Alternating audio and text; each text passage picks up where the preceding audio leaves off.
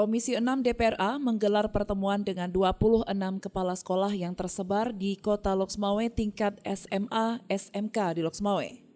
Pertemuan itu digelar di Aula Dinas Cabang Pendidikan Aceh wilayah Kota Loksmawe yang dihadiri oleh Ketua Komisi 6 DPR Aceh Anwar, Wakil Ketua Komisi 6 DPRA Tantawi, dan Sekretaris Komisi 6 DPR Aceh didampingi langsung oleh Kepala Kacapdin Pendidikan Kota Loksmawe Supriyadi dan juga Kepala Sub Bagian Tata Usaha Jamaluddin serta sejumlah pengawas dari sekolah setempat.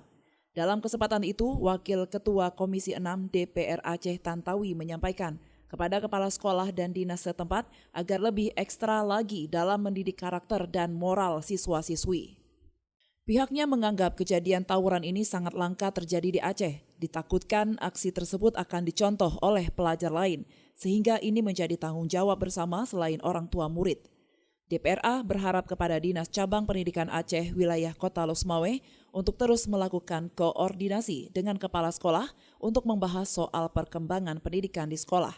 Karena mendidik moral dan karakter siswa dan siswi juga menjadi tugas pokok dari sekolah.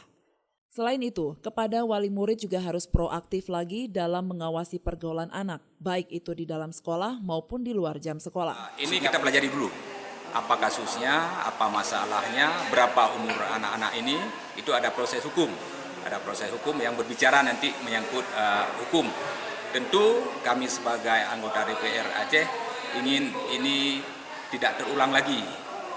Menjadi catatan penting bagi kita, bagi dunia pendidikan Aceh. Dalam segala hal tentang pendidikan, malu orang yang nanti Aceh itu. Yang kami tekankan di dalam revisi Jalur. Sementara itu, Dinas Cabang Pendidikan Aceh wilayah Kota Loksmawe Supriyadi mengatakan, pasca kejadian ini pihaknya menghormati proses hukum yang masih bergulir di Polres Loksmawe.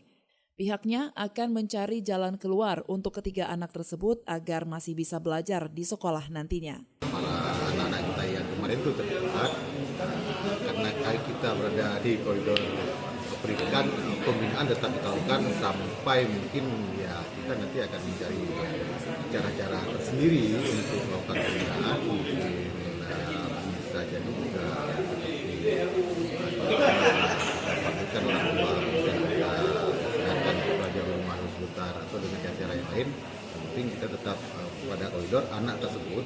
Meskipun sekarang mereka pelaku, meskipun mereka sekarang tersangka, tetapi pendidikan mereka, kalau kami prinsip di pendidikan mereka tetap harus.